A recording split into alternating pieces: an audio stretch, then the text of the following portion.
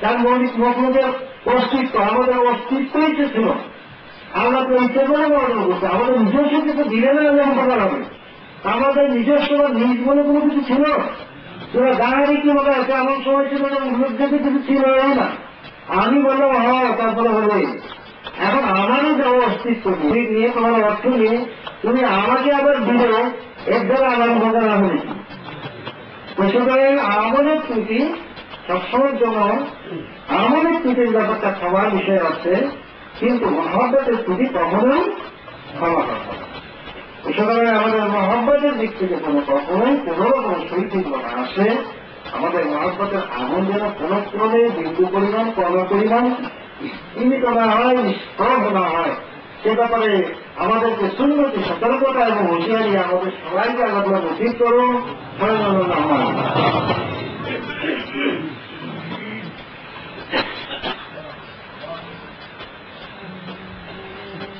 সুফিগণের যে তরিকা কাদিয়া, কিস্তিয়া, নকশবন্দিয়া, মুজাদ্দিদিয়া, সৌদিয়া, মাদারিয়া, ইকরাদিয়া, অনেক তরিকা। এর মধ্যে শিক্ষা প্রদানের মধ্যে ন্যূনাধিক্য আছে, কম বেশি আছে, এর মধ্যে কম হয় বেশি হয় এবং তারতম্য তো অবশ্যই আছে। একমাত্র নকশবন্দিয়া মুজাদ্দিদের তরিকাই হচ্ছে দুই প্রকারের তরিকা।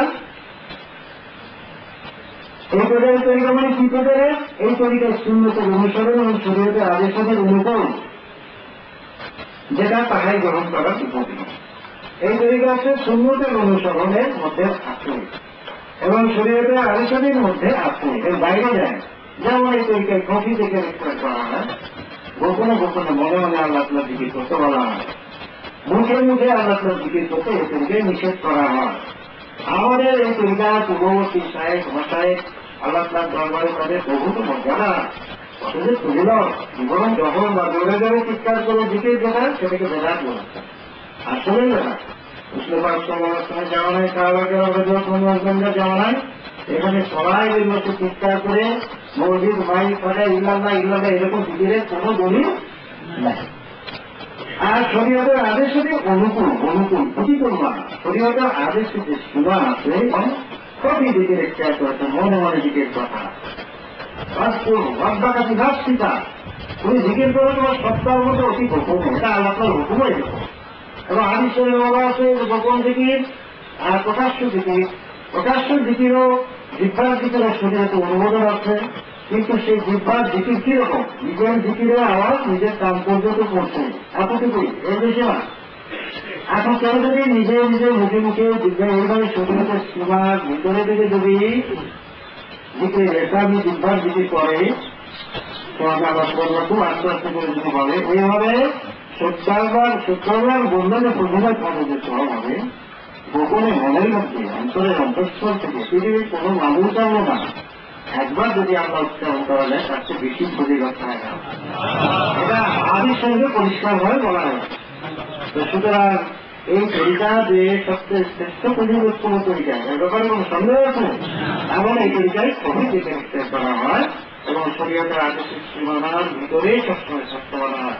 এটাকে যতই হালের গালবা হোক, যতই সকল মস্ততা হোক, শরীয়তের বাইরে যাওয়া এই তরিকায় কিছুতে উৎসাহিত করা হয় না, সবসময় বিরুদ্ধে কথা বলা হয়। এই তরিকার প্রতিটা সাহেব দিনই তিনি হালের গালবা অনুযায়ী কোনো চ্যালেঞ্জ করে যায়, মস্ততা যদিও কখনো হয় হতে পারে, তারা কখনো এটা শুদ্ধ করবে না।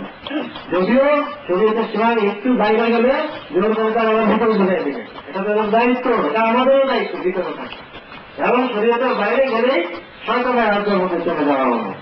আমরা কিছু চাই আমরা আমল নিরাপদ না হোক, শয়তানের দ্বারা আমাদের ক্ষতি হোক, তখন আমাদের আমার ক্ষতি করবে। এই জন্যই শয়তান সুরক্ষিত থাকতে গেলে শরীয়তের আদেশ অনুকূল, সুন্নতের অনুকূল হয়ে থাকতে হবে এবং এইটাকে আমাদের তরিকার মূল নীতি হিসাবে আমাদের আউলিয়া পরিবর্তন গ্রহণ করেছে।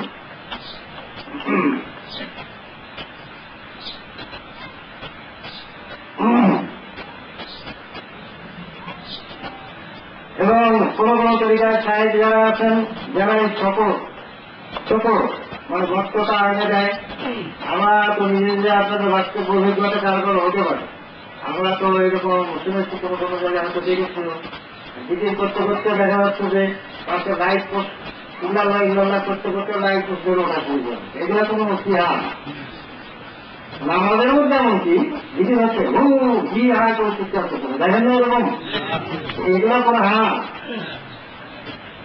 এগুলাকেই তারা মানে ওই তরিকার লোকেরা মনে করে যে ও কামে গেছে, অথচ সে শরীয়তের ভিতর থেকে বের হয়ে যায়। নামাজের মধ্যে চিন্তা করা করলো, নিজের নামাজও নষ্ট করলে অন্য নামাজও নষ্ট করলো। সুতরাং এই সব হাল যারা যতই মনে হল মহব্বতের জন্য এগুলো হচ্ছে, এগুলো হালের কোনো এক কপর্দক মূল্য আমাদের তরিকার মধ্যে নাই। এই জন্যই